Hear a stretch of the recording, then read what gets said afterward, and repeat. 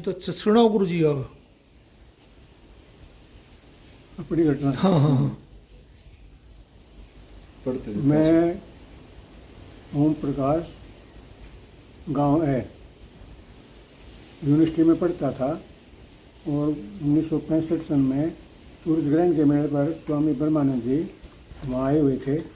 मैं घूमते हुए मेले देखते हुए उनके आश्रम में उनकी टेंटों में पहुंचा। स्वामी जी उस दिन एक कांध पर बैठे थे। मैंने उनसे जाकर जैसे धृष्टतापूर्वक प्रश्न पूछ लिया, यदि आत्माएं ये जन्मती हैं क्या क्या कुछ होता है? जैसे तालाब है, तालाब के किनारे पर पता नहीं असंख्य कीड़े हैं, क्या उनमें भी आत्मा होती है?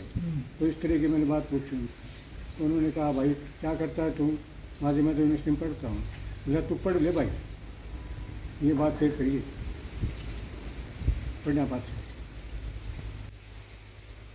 तो फिर उनके शिष्य आ गए। उन्होंने कहा, गुरुजी बता दो, बच्चे ने जब एक प्रश्न कर दिया। बोला बच्चा है भाई, बच्चों के चक्कर में नहीं पड़ना चाहिए, बच्चे को तो ब्रह्मा भी खुश नहीं कर सकता, तो बच्चों के बातों से दूर रहो। तो उसके बाद है ना वो अपने कार्यक्रम जो संध्या हवन की जो उनकी बात होती है वो अपनी भजन या जो भी संध्या या जैसे भी उनकी पूजा पाठ का सिस्टम था वो उसमें चले गए। मैं अपने घर को वापस आ गया। ओम तत्सत जी। और एक साथी ने स्वामी जगत गुरु श्री ब्रह्मानंद जी के बारे में एक घटना का उल्लेख किया। वो इस तरह है,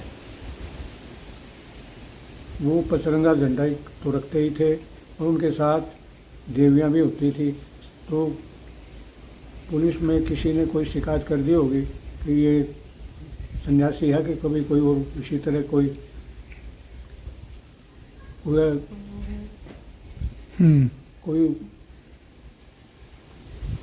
धोखेबाज या कोई इस तरह की बात तो नहीं है। तो 2 सिपाही की ड्यूटी लगा दी गई और स्वामी जी तालाब में स्नान करके एक पीपल के पेड़ के नीचे बैठे थे। जो पहला आदमी था उन्होंने उसको 7 बजे देखना शुरू किया और वो जिस मुद्रा में बैठे थे वो 12 बजे तक उसी मुद्रा में बैठे थे। बिल्कुल भी कोई हलचल नहीं थी उनके शरीर में। जब दूसरा आदमी उसके स्थान पर ड्यूटी करने के लिए आया तो उसने कहा, भाई बात सुन रहे, मैंने ये आदमी देख लिया, इसको उल्टा सीधा कुछ न कहियो, ये कोई बहुत पहुंचा संत लगता है, क्योंकि इतनी देर तक बिना हिले डुले बैठना कोई आसान काम नहीं होता। ये तो कोई सिद्ध पुरुष है, ये अपनी रिपोर्ट में कहो कि ये कोई गलत तत्ववाद का पोषक नहीं है। तो फिर दोनों के दोनों सिपाहियों ने जाकर अपनी रिपोर्ट दी कि ये किसी ने गलत अफवाह फैला रखी है, ये तो बहुत पहुँचे हुए संत आदमी दिखाई देते हैं। इनकी जो दिनचर्या है हमने खुद देखी है, बिल्कुल सर्दी का समय और बिल्कुल निर्वस्त्र, सिर्फ कटे वस्त्र पहने हुए थे और कोई उनके शरीर में हलचल नहीं थी।